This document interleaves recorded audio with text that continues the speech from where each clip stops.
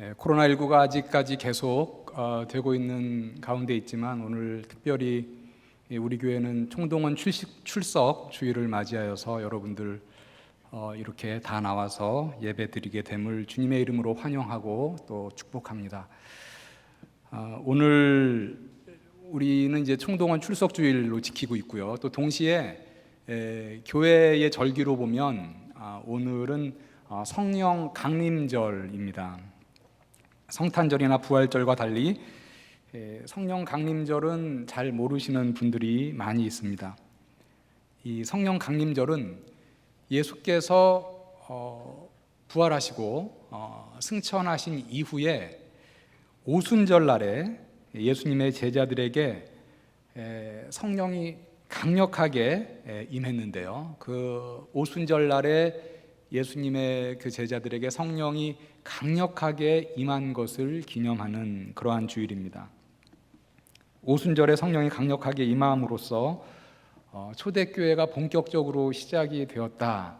실질적으로는 이날이 그래서 초대교회의 창립일이다, 이렇게 말을 하기도 합니다.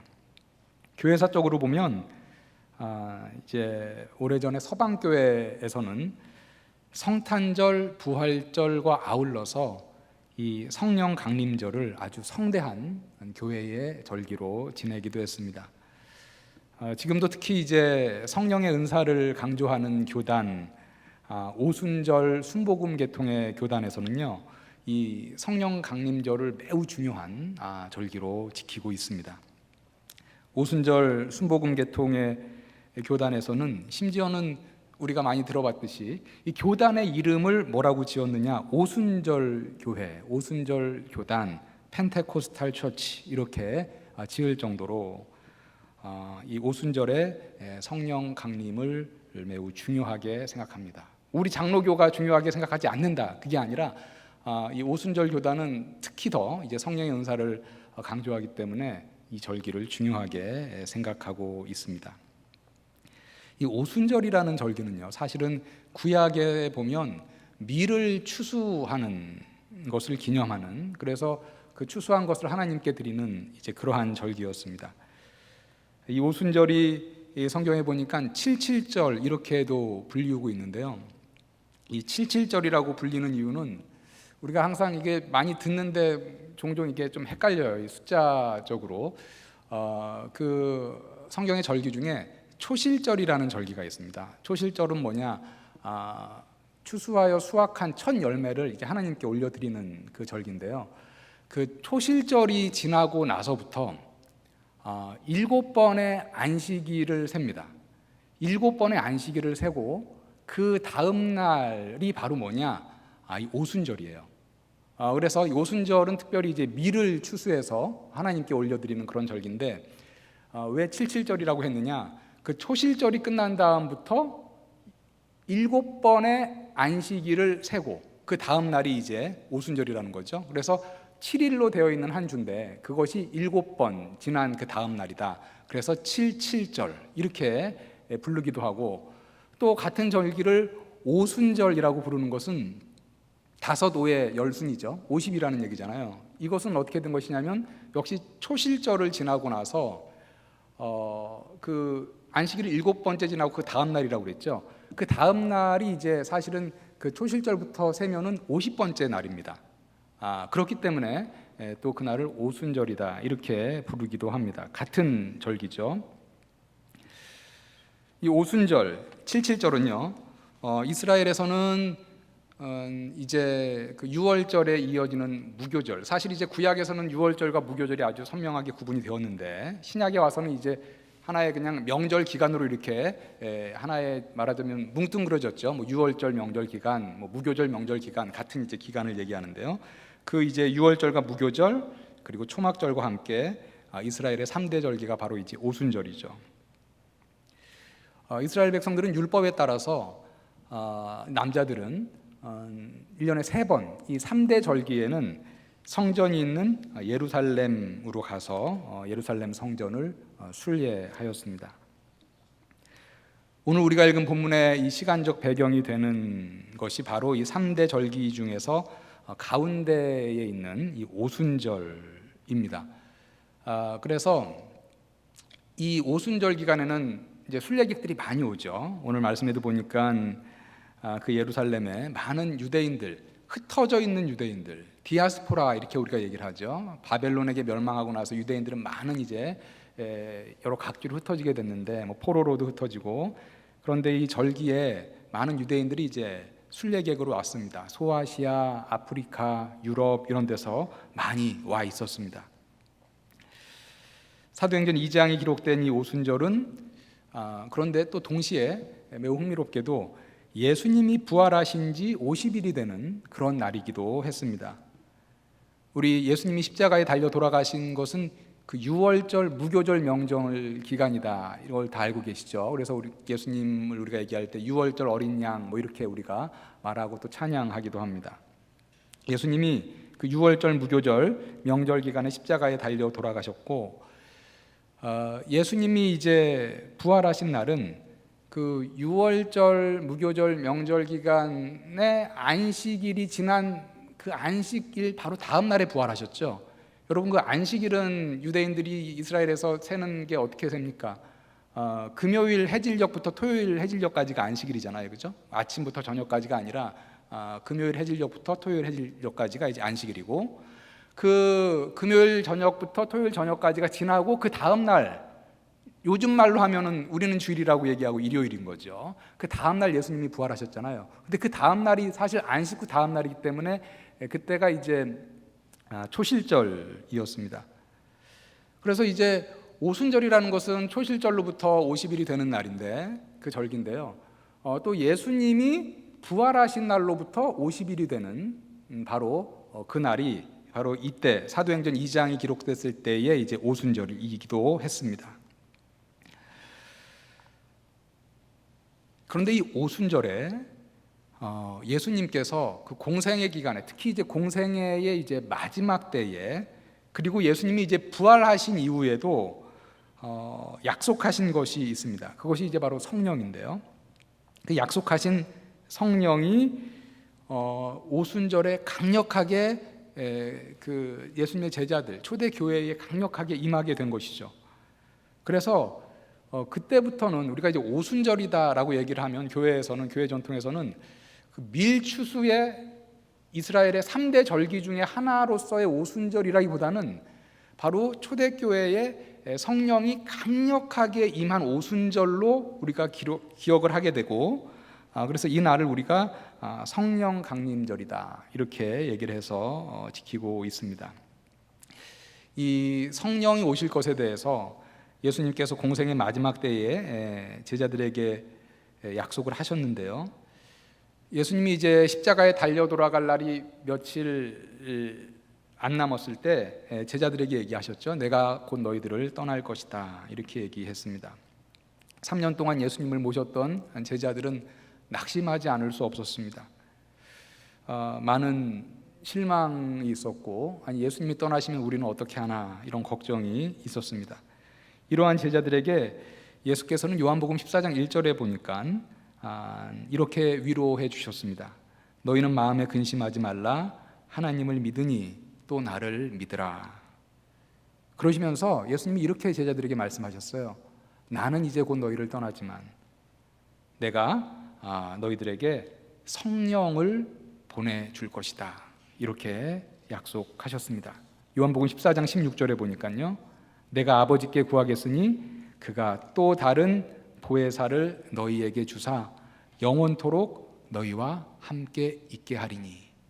예수님이 보혜사이셨는데, 예수님이 이제 떠나는데 예수님 말고 내가 또 다른 보혜사를, 내가 떠난다고 너희들 걱정하지 말라. 내가 또 다른 보혜사를 너희에게 주사 영원토록 너희와 함께 있게 하겠다. 여기서 예수님이 약속하신 이 보혜사가 바로 성령님이신 것이죠. 예수께서는 부활하시고 나서 승천하시기 전까지 40일 동안 또 이 땅에 계셨습니다. 그때에도 제자들에게 내가 너희들에게 능력을 주실 성령을 보내겠다 이렇게 약속해 주셨습니다. 누가복음 24장 49절에 보니까 이렇게 말씀합니다. 볼지어다 내가 내 아버지께서 약속하신 것을 너희에게 보내리니 너희는 위로부터 능력으로 입혀질 때까지 이 성에 머물라 하시니라. 여기서 이제 약속하신 것이 성령이죠. 위로부터 능력으로 입혀질 때까지 너희는 이 성에 머물러라, 예루살렘에 머물러라, 이렇게 말씀하셨습니다. 사도행전 1장 4절과 5절, 우리가 읽은 본문 좀 앞에 있는 그런 부분이죠. 거기에도 보니까 예수께서 제자들에게 예루살렘에서 성령의 강림을 기다리라, 이렇게 말씀하셨습니다. 오늘 성령 강림 주일인데요. 강림은 뭡니까? 내릴 강에 임할 임이죠. 내려서 임하는, 성령이 이제 내려서 임하는 것을 기다리라, 이렇게 말씀하셨습니다. 사도와 함께 모이사 그들에게 분부하여 이르시되 예루살렘을 떠나지 말고 내게서 들은 바 아버지께서 약속하신 것을 기다리라. 요한은 물로 세례를 베풀었으나 너희는 몇 날이 못 되어 성령으로 세례를 받으리라 하셨느니라. 지금 우리가 많은 교회에서 세례를 줄 때 이렇게 목사님들이 손에 물을 담아서 이제 머리에 부면서 세례를 주죠. 그런데 사실 이제 그것은 사실은 성경에서 맨 처음에 이제 기록된 세례의 의식은 아니고, 여러분 뭐 다 아시다시피 원래 세례는 어떻게 하는 겁니까? 강물에 몸이 완전히 잠기었다가 다시 일어나는 것이죠. 우리가 뭐 침례 이렇게도 얘기를 하는데, 지금도 뭐 침례교에서는 이 침례를 주죠. 세례를 주지 않고. 그래서 사실을 우리가 세례를 받는다는 것은 무엇이냐? 여기 우리 사도행전 1장 4절과 5절에 보면 너희는 몇 날이 못 되어 성령으로 세례를 받으리라. 성령 세례를 지금 얘기하고 있잖아요. 성령으로 세례를 받는다는 것은 뭐예요? 우리가 물로 세례를 받는다는 게 물에 흠뻑 잠겼다가 이렇게 다시 나오는 것을 얘기하는 것처럼, 성령으로 세례를 받는다는 것은 뭡니까? 성령에 흠뻑 잠기는 것, 성령으로 아주 충만해지는 것을 말하는 것입니다. 예수께서는 제자들에게 몇 날이 못 되어 성령으로 세례를 받을 것이다. 다시 말하면 너희들은 성령의 충만함을 받을 것이다, 이렇게 약속하신 것이죠. 예수께서 부활하신 후 40일 동안 이 세상에 계시다가 승천하셨고, 부활하신 후 50일째 되는 바로 그 오순절에 성령께서 강림하셨기 때문에 예수께서 승천하신 이후에 10일째 되는 날에 바로 약속하신 성령 세례가 일어난 것입니다. 오순절에 예수님의 제자들이 모여 있을 때 성령이 강림한 이 놀라운 일을 오늘 보면 1절부터 4절에서는 이렇게 묘사를 하고 있습니다. 오순절 날이 이름에 그들이 다 같이 한 곳에 모였더니 호련히 하늘로부터 급하고 강한 바람 같은 소리가 있어 그들이 앉은 온 집에 가득하며 마치 불의 혀처럼 갈라지는 것들이 그들에게 보여 각 사람 위에 하나씩 임하여 있더니 그들이 다 성령의 충만함을 받고 성령이 말하게 하심을 따라 다른 언어들로 말하기를 시작하니라.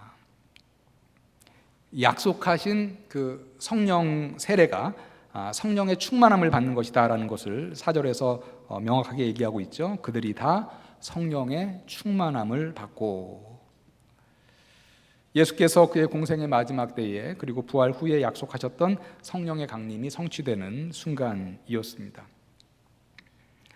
예수님은 사실 그 제자들, 예수님의 공생의 사역이 주로 많이 그 갈릴리에서 이루어졌기 때문에 예수님의 제자들은 갈릴리 사람이었죠. 이스라엘로 말하면 예루살렘이 아니라 북쪽에 이제 갈릴리 지역 사람이었습니다.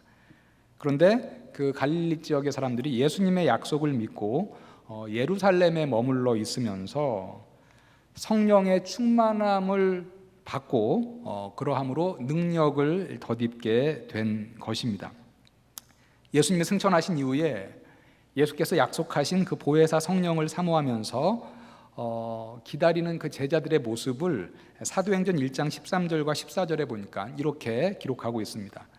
베드로, 요한, 야고보, 안드레와 빌립, 도마와 바돌로메, 마테와 및 알페오의 아들 야고보, 셀로인 시몬, 야고보의 아들 유다가 다 거기 있어 여자들과 예수의 어머니 마리아와 예수의 아우들과 더불어 마음을 같이하여 오로지 기도에 힘쓰더라. 자, 이 모습이 바로 예수께서 약속하신 그 성령을 사모하며 고대하면서 자신들의 집은 사실은 갈릴리 지역이지만 예수님의 그 약속을 믿고 계속해서 예루살렘에 모여서 성령을 기다리는 그 모습이었습니다. 이 모습이 어떤 모습입니까? 여기 보니까 마음을 같이하여 오로지 기도에 힘쓰더라, 이렇게 기록을 하고 있습니다. 우리는 다 성령의 충만함을 받기를 원합니다. 우리가 성령의 충만함을 받기를 원한다면 우리가 어떻게 해야 하는 것을 오늘 본문을 통해서 알 수 있습니까? 마음을 같이하여 기도에 힘쓰는 것, 이것이 바로 초대교회가 성령의 충만함을 받기 전에 그들이 함께 하였던 것입니다. 우리 꽃청이, 우리 꽃동산 교회가 마음을 같이하여 기도에 더욱 힘쓸 때에 하나님께서 우리에게 성령의 충만함을 허락하여 주실 줄 믿습니다. 여기서 우리가 한 가지 생각해 볼 것은요, 이 바로 오순절 성령 강림이 있기 전에는 그럼 성도들은, 하나님의 백성들은 성령을 받지 않았나? 라는 것입니다. 오순절 성령 강림 이전에는 하나님 자녀들 안에 성령이 없었나? 라는 것이죠. 그렇지 않습니다. 구약에 보니까 하나님의 영, 성령을 받은 사람들에 대해서 기록을 하고 있습니다. 제가 이제 두 가지 예만 들면요, 사사기 15장 14절에 보니까 하나님의 영이, 성령이죠, 삼손에게 임할 때 삼손을 결박한 밧줄이 끊어지는 역사가 일어났다, 이렇게 기록합니다. 삼손이 레이의 이름에 블레셋 사람들이 그에게로 마주 나가며 소리 지를 때에 여호와의 영이 삼손에게 갑자기 임하시매 그의 팔 위에 밧줄이 불탄 삼과 같이 그의 결박되었던 손에서 떨어진지라. 사무엘상 10장 10절에도 보니까 이 사무엘이 예언한 대로 하나님의 영을 받아서 사울도 예언하는 장면을 기록을 하고 있습니다. 그들이 산에 이를 때에 선지자의 무리가 그를 영접하고 하나님의 영이, 성령이죠, 하나님의 영이 사울에게 크게 임함으로 그가 그들 중에서 예언을 하니. 이렇게 구약시대에도 하나님의 영, 성령을 받은 사람들이 나오는데 그들은 보면은요, 대부분 다 사사나 왕이나 선지자나 제사장이나 이러한 지도자, 영적인 지도자급에 있는 소수의 사람들입니다. 그와 반면에 오순절 성령 강림 이후에는 많은 이들에게 하나님의 영이 충만하게 임한 것입니다. 신약 시대에는 유대인뿐만 아니라 이방인에게도 성령의 부으심이 있었습니다. 사도행전 10장 45절에는 유대인들이 이방인들에게 임한 성령의 충만함으로 놀라는 장면을 기록하고 있습니다. 베드로와 함께 온 할례 받은 신자들이 이방인들에게도 성령 부어 주심으로 말미암아 놀라니. 이렇게 구약 시대의 일부 지도자들에게 임했던 성령이 신약 시대에는 유대인과 이방인 할 것 없이 많은 이들에게 임하게 된 것을 일컬어서 우리가 성령의 민주하다, 이렇게도 얘기를 합니다. 여러분들 좀 생소한 단어이긴 할 것 같아요. 사실 이것이 이제 이걸 어떻게 설명하느냐, 그래서 이제 이름을 붙인 것이 이제 뭐 영어권에서 Democratization of the Holy Spirit, 그렇게 해서 이걸 우리말로 번역을 하면 이제 성령의 민주화인데, 이건 무슨 뭐 우리가 민주화 운동할 때 그 민주화의 개념은 아니고, 성령이 구약 시대에는 일부 소수의 어떤 그런 사람들에게 주어진 것이었다면 신약 시대의 오순절 성령 강림 사건 이후에는 뭐 이렇게 많은 사람들에게, 유대인뿐만 아니라 이방인들에게, 우리와 같은 이방인들에게도 하나님의 성령이 강력하게 임하였다 라는 걸 이제 성령의 민주화다, 뭐 이렇게 얘기를 합니다.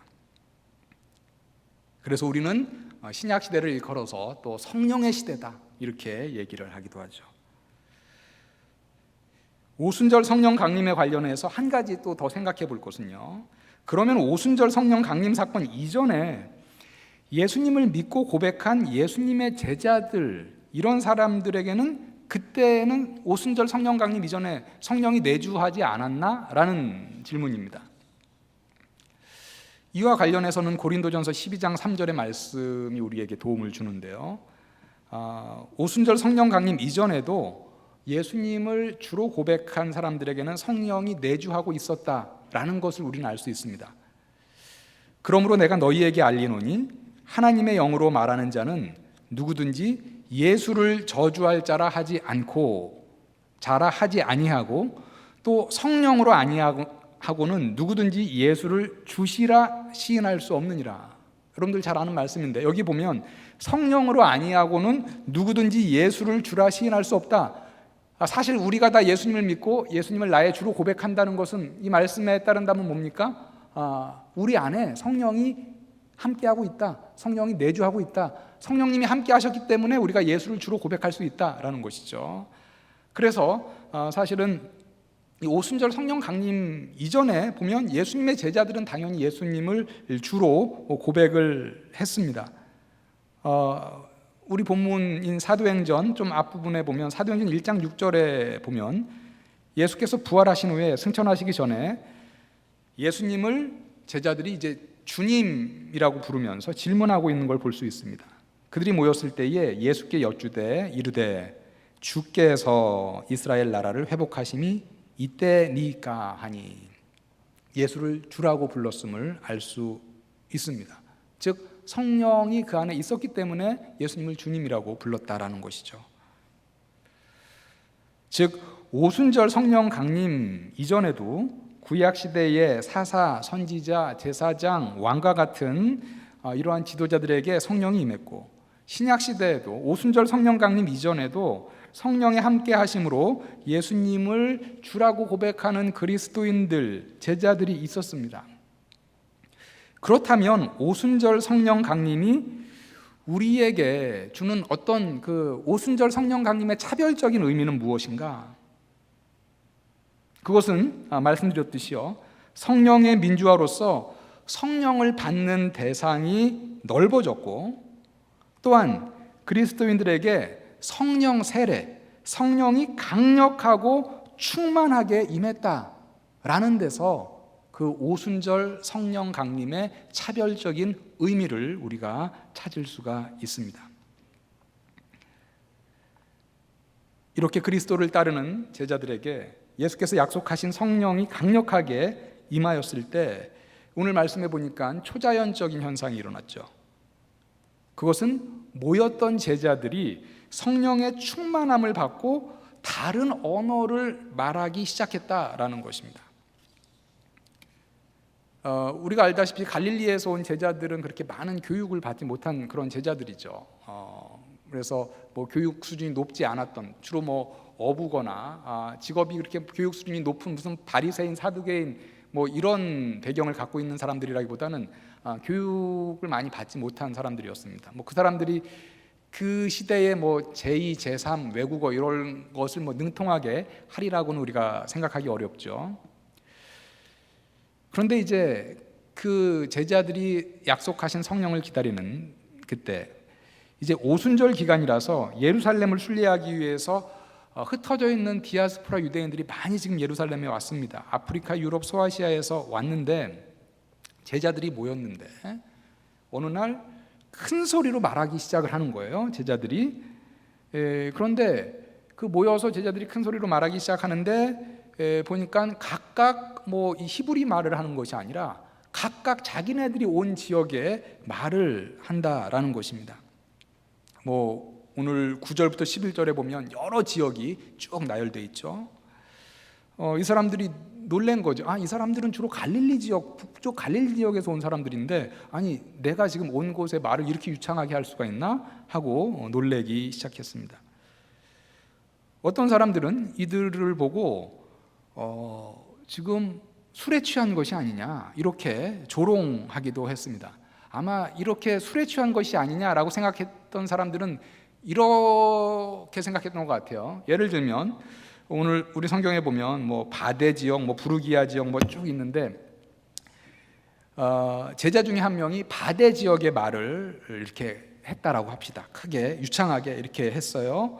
그런데 바데 지역의 말을 아는 사람은 우와 어떻게 이 사람이 바데 지역의 말 이렇게 유창하게 하지? 놀라겠지만 만약에 부르기아 사람인데 바데 지역의 말을 몰라요. 근데 뭐라고 계속 얘기해요. 근데 전혀 자기는 알지 못하는 언어를 얘기하는 걸 보면서 술 취한 거 아니야? 헛소리하네? 이렇게 생각하는 사람들도 있지 않았을까, 이렇게 우리가 생각을 할 수 있습니다. 그래서 어떤 사람들은 제자들이 그렇게 각자 여러 나라의 그 근방의 지역의 말을 하는 것을 보고 술 취한 사람이다, 이렇게 말하는 사람들도 있었습니다.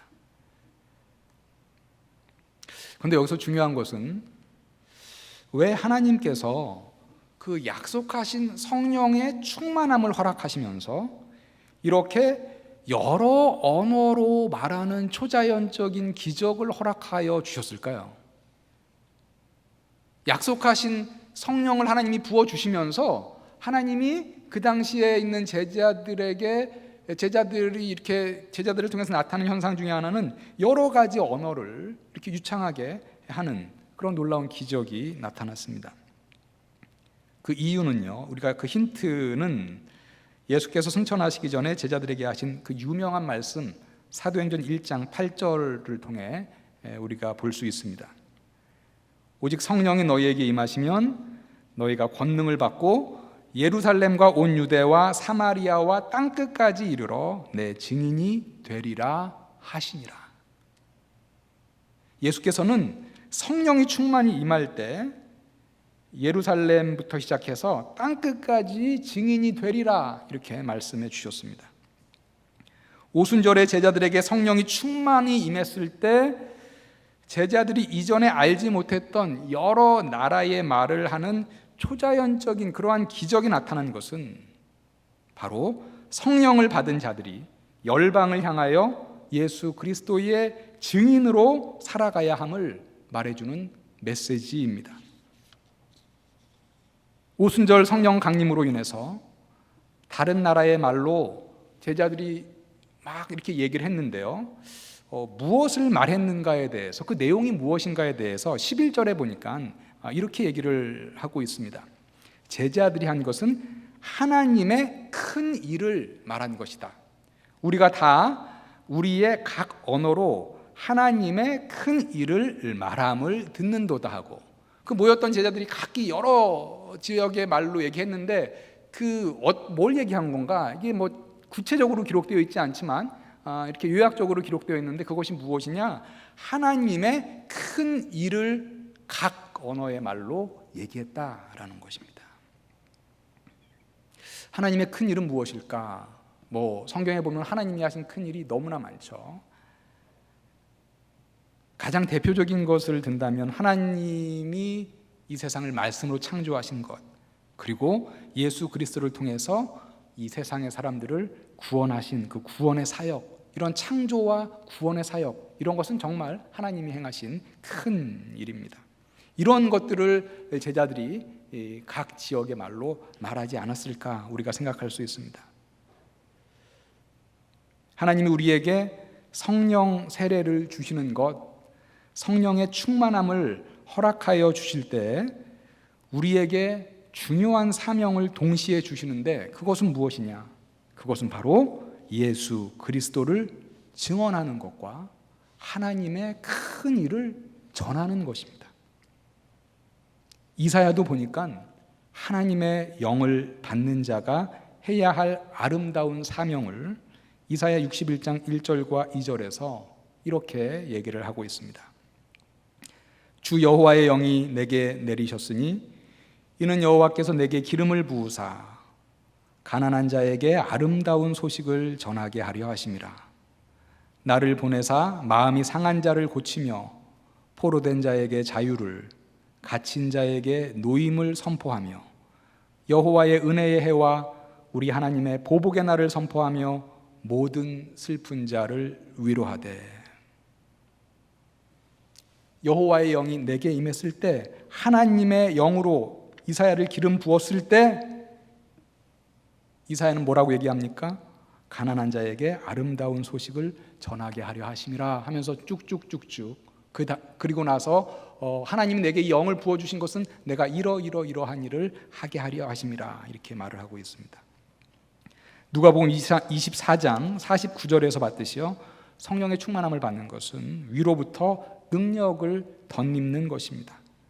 볼지어다 내가 내 아버지께서 약속하신 것을 너희에게 보내리니 너희는 위로부터 능력으로 입혀질 때까지 이 성에 머물라.